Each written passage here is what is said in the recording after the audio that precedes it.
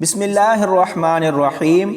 ناظرین، آج ہم سیکھیں گے کہ قرآن پاک میں ایک چھوٹی سی نون اکثر جگہ پر نظر آتی ہے، اور آپ نے پچھلی ایک ویڈیو میں اس کو پڑھنا بھی سیکھا تھا۔ جیسے یہ الفاظ دیکھیں، اس میں چھوٹی نون لفظ کے نیچے ہے، اور یہاں اس لفظ میں دیکھیں چھوٹی نون لفظ کے اوپر ہے، اور یہاں ایک اور جگہ دیکھیں یہ چھوٹی نون آیت کے شروع میں ہے۔ تو آج کی اس ویڈیو میں ہم یہ جانیں گے کہ اس چھوٹی نون کو کب نہیں پڑھنا ہے۔ تو سب سے پہلے یہ بات جان لیں کہ قرآن پاک میں جو یہ چھوٹی سی نون استعمال ہوتی ہے اس کو نون قطنی کہتے ہیں۔ تو ناظرین، جب یہ نون قطنی آیت کے درمیان میں اور لفظ کے نیچے یا اوپر آئے گی تو اس کو لازمی پڑھا جائے گا، یعنی آیت کے اندر درمیان میں کہیں آ جائے اور جہاں آئے وہاں لفظ کے نیچے یا اوپر ہو تو اس نون کو پڑھا جائے گا۔ جیسے یہ مثال دیکھیں، الیکم جمیعا الذی لہ ملک السماوات۔ یہاں یہ چھوٹی نون آیت کے درمیان میں ہے اور لفظ کے اوپر ہے تو اس کو پڑھا جائے گا، جمیعا الذی۔ اب اس طرح لفظ کے نیچے کی مثال بھی دیکھیں، والوزن یومئذ الحق، ذی الحق۔ اس آیت میں بھی چھوٹی نون درمیان میں ہے اور لفظ کے نیچے ہے تو اس کو بھی یہاں پڑھیں گے۔ اب بات کرتے ہیں کہ کب اس چھوٹی نون یعنی نون قطنی کو نہیں پڑھا جائے گا۔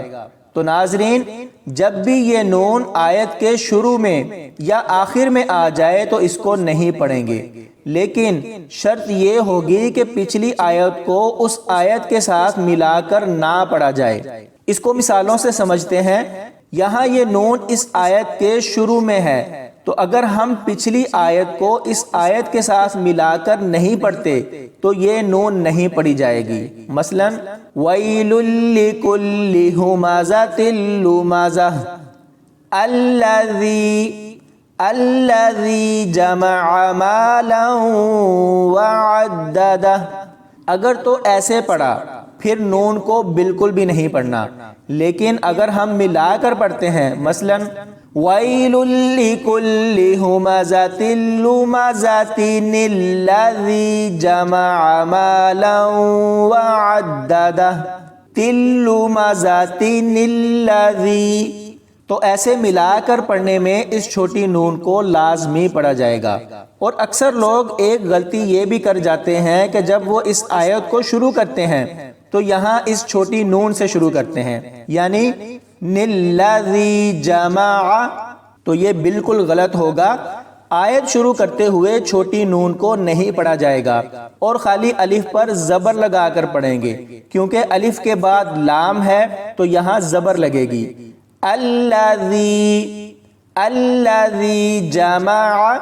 اب ایک مثال یہ بھی دیکھیں، وَهُوَ عَلَى كُلِّ شَيْءٍ قَدِيرٌ۔ اس میں یہ چھوٹی نون آیت کے آخر میں آئی ہے تو اگر ہم یہاں وقف کرتے ہیں تو اس کو بالکل بھی نہیں پڑھیں گے، یعنی شَيْءٍ قَدِيرٌ۔ اور اگر ملا کر پڑھیں گے تو پھر اس چھوٹی نون کو بھی پڑھیں گے۔ کیسے؟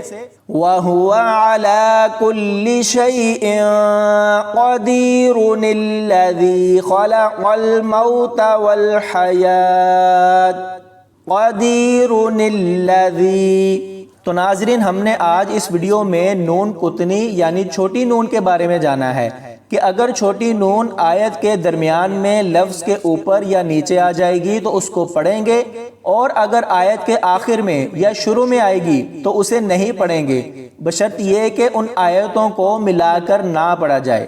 تو مجھے امید ہے یہ ویڈیو آپ کو پسند آئی ہوگی۔ اگر آپ اس ویڈیو کو لائک کرتے ہیں، چینل کو سبسکرائب کرتے ہیں اور دوسروں کے ساتھ شیئر بھی کرتے ہیں تو یہ میرے اور آپ کے لیے صدقہ جاریہ ہوگا، کیونکہ اگر کسی ایک انسان نے بھی ہمارے شیئر کرنے سے اپنی کسی غلطی کو درست کر لیا تو اس کا ثواب ہم سب کو ملتا رہے گا۔ اللہ پاک ہمیں عمل کرنے کی توفیق عطا فرمائے، آمین یا رب العالمین۔